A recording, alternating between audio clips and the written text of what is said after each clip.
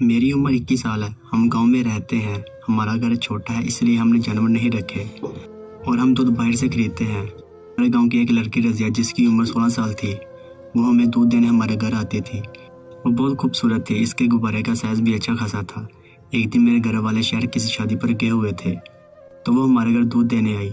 میں نے اس کو اندر بلا لیا اور پھر میں اسے آنکھیں پھاڑ گھورنے لگا تھا۔ اس کے ہونٹ پہ بہت رسیلے تھے، اس کے چہرے پر 2 12 لیٹے اس کی خوبصورتی کو 4 چاند لگا رہے تھے۔ میں نے اس کا نام دودھ والی ہی رکھ دیا۔ میری نظر اس کے چہرے سے ہٹتے ہوئے اس کے حسن پر آ رہی تھی، جو اس کے گہرے گلے سے دکھائی دے رہا تھا۔ شاید کوئی ایسا ہوتا جو اتنا پھلا ہوا حسن دیکھ کر اس کے اندر طلب نہ جاگی ہو۔ میں نے اسے اشارہ کیا اور بولا کہ اپنا دودھ دو۔ میری بات سن کر لال ہو چکی تھی۔ جب میں نے اس کی بالٹی کی جانب اشارہ کیا اور اس نے وہ بالٹی نیچے رکھی اور جھک گئی تھی۔ جھکتے ہوئے دیکھ کر مجھے اور بھی سکون مل رہا تھا۔ میں پوری آنکھیں کھولے اس کے جلوے دیکھ رہا تھا۔ اس دن وہ واپس چلی گئی تھی، پھر اس کے بعد میں اس دودھ والی کی طاق میں رہتا تھا۔ ایک دن اچانک میں گلی سے گزر رہا تھا جب مجھے وہ دکھائی دی اور اتفاق سے وہ گلی میں کسی چیز سے ٹکرائی اور گر گئی۔ پاس یہ اچھا موقع تھا، میں نے اسے آگے بڑھ کر تھام لیا۔ اس کے کپڑے گرنے کی وجہ سے اوپر اٹھ گئے تھے۔ وہ بہت گھبرا رہی تھی، پر مجھے دیکھتے ہی اس نے سکون کا سانس لیا تھا۔ میں نے اسے ہاسپٹل لے جانے کا کہا اور اسے ایک ہاتھ سے پکڑ کر کھڑا ہونے کے لیے سہارا دیا، جبکہ دوسرا ہاتھ اس کی کمر کے گرد رکھ دیا۔ یہ وہی کمر تھی جسے دیکھ کر میرا جوش مارنے لگا تھا، اور اب یہ میرے پاس تھی تو میں تو اور بھی مچلنے لگا تھا۔ اسے درد ہو رہا تھا تو میں ملنے لگا تھا، جس سے اسے سکون مل رہا تھا۔ میں نے ایک شخص سے بائک مانگی کیونکہ میرے پاس نہیں تھی، اور اپنے پیچھے بیٹھنے کا کہا۔ وہ میرے پیچھے بالکل میرے ساتھ چپک کر بیٹھ گئی، جس کی وجہ سے مجھے اور بھی محسوس ہونے لگی۔ وہ پوری طرح اپنے آپ کو میرے ساتھ ٹچ کر رہی تھی۔ اس نے مجھے ہاسپٹل جانے سے منع کر دیا اور گھر جانے کا کہا۔ میں نے اس سے گھر کا پتہ پوچھا اور اس کے گھر کی طرف بائک موڑ لی۔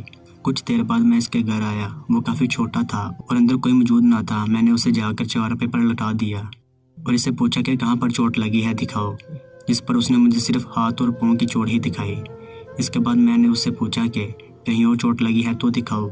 اس نے کہا کہ کمر پر لگی ہے۔ میں نے اسے کہا دکھانے سے پتہ چلے گا کہ زیادہ سیریس تو نہیں ہے، جس پر وہ شرمانے لگی تھی۔ میں نے کہا کہ اس طرح تو درد زیادہ بڑھ جائے گا، لیکن اس نے ضد کی کہ پہلے مجھے اپنے کپڑے بدلنے ہیں۔ میں اس کے الماری کی جانب گیا اور ایک سوٹ نکالنے لگا۔ یہ سوٹ بالکل میری مرضی کا تھا۔ جب میری نظر نیچے پڑے کچھ اسپیشل کپڑوں پر پڑی، میں نے اسے یہ نکالنے کا پوچھا، لیکن وہ دیکھ کر شرم سے لال ہو گیا اور کہنے لگی نہیں، یہ نہیں لاؤ، اس نے کپڑے بدلنے تھے، جس کی وجہ سے میں روم سے باہر آ گیا۔ لیکن میں نے دروازہ بند نہ کیا اور باہر ہی کھڑا ہو کر چوری نظروں سے اسے دیکھتا رہا۔ مجھے محسوس ہونے لگا کہ وہ اب میرے ساتھ فری ہو گئی ہے۔ اور مجھے میرا کام کرنے کی آسانی سے اجازت دے دے گی۔ اسے اس حالت میں دیکھ کر مجھے کرنٹ لگنے لگا تھا۔ اب وہ مجھے اپنا پورا جلوہ دکھا رہی تھی۔ اچانک سے وہ نیچے گر گئی اور میں اس کے گرنے پر جٹ سے اندر چلا گیا۔ وہ شرمانے لگی تھی اور کہنے لگی کہ باہر جاؤ۔ میں نے بھی اسے کہہ دیا کہ اب جانے کا کیا فائدہ، میں دیکھ چکا ہوں، اب مجھے علاج بھی کرنے دو۔ میں نے اس کے منع کرنے کے باوجود اس کی کمر کو دبانے لگا۔ اس نے میرا ہاتھ ہٹا دیا اور کہنے لگی کہ تم بہت برے ہو، مجھے بہکانے لگے ہو۔ میں نے بھی اسے کہہ دیا کہ تم ہو ہی ایسی کہ کوئی بھی تمہیں دیکھ کر بہکانے کے لیے تیار ہو جائے، اور تمہارے اتنے حسین خوبصورت کو دیکھ کر کوئی بھی چھونے کے لیے تیار ہو جائے۔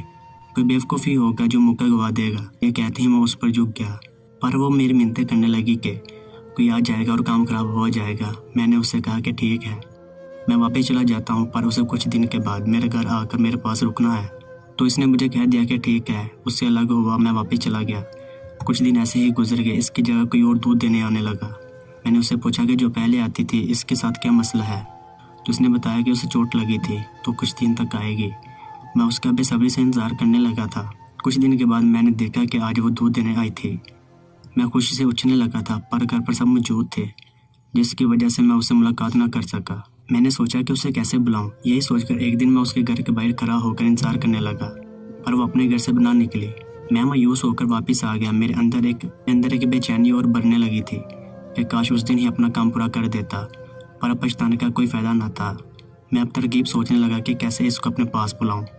اس دن اچانک میں گلی سے گزر رہا تھا جب وہ کسی کے گھر سامنے کھڑی دودھ دینے میں مصروف تھی۔ میں اس کا پیچھا کرنے لگا۔ جب وہ تھوڑی ہی دور گئی تو میں نے آس پاس دیکھا، وہاں کوئی بھی موجود نہ تھا۔ میں نے پیچھے سے بھاگ کر اس کی کلائی کو تھام لیا۔ وہ اس اچانک رد عمل پر حیران تھی۔ میں اتنے دن کا تڑپا ہوا تھا، میرے سے اور برداشت نہیں ہو رہا تھا۔ میں نے اس سے کہا کہ میں تم سے ملنے کے لیے بے تاب ہوں، جلد سے جلد تمہیں حاصل کرنا چاہتا ہوں۔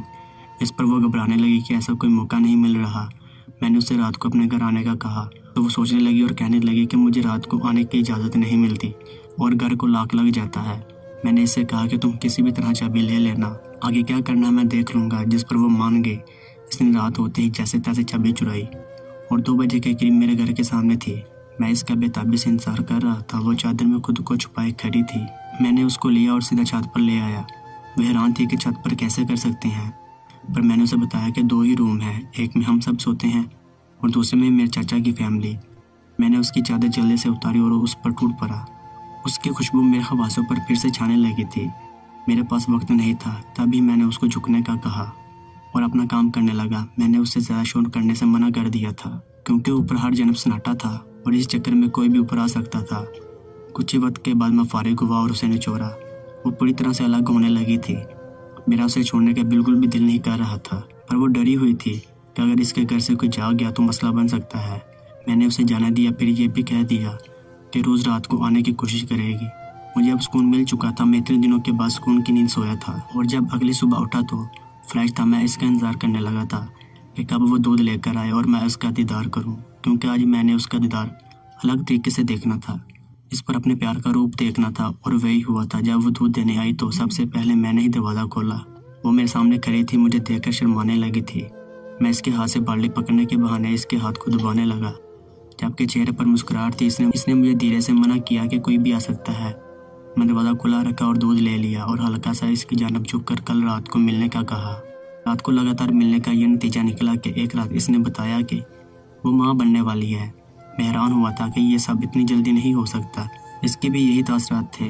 میں نے اسے کہہ دیا کہ اگر وہ چاہتی ہے تو وہ اس چیز سے چھٹکارا پا لے، اور وہ اس کے لیے تیار نہ تھی اور مجھ سے کہنے لگی کہ مجھے اپنا لو اور میرے گھر رشتہ بھیج دو۔ میری ماں ویسے ہی میرا رشتہ ڈھونڈ رہی ہے، وہ ہاں کر دے گی۔ میں نے اسے تسلی دی کہ مجھ پر بھروسہ رکھے۔ کچھ دنوں کے بعد ہمارا رشتہ پکا ہو گیا اور اب وہ دودھ والی سے میری گھر والی بننے والی تھی۔ میں دل سے خوش تھا اور گھر والوں کو جلدی شادی کرنے کا کہا۔ میرے گھر والوں نے میری بات مان لی اور کچھ دنوں کے بعد وہ میرے گھر رخصت ہو کر آ گئی۔ میری اس سے محبت میں کوئی بھی کمی نہیں آئی تھی، بلکہ اب میں اس سے اور بھی اچھے طریقے سے پیار کرتا تھا۔ میں نے گھر والوں کو جلدی ہی خوشخبری کا بھی بتا دیا تھا۔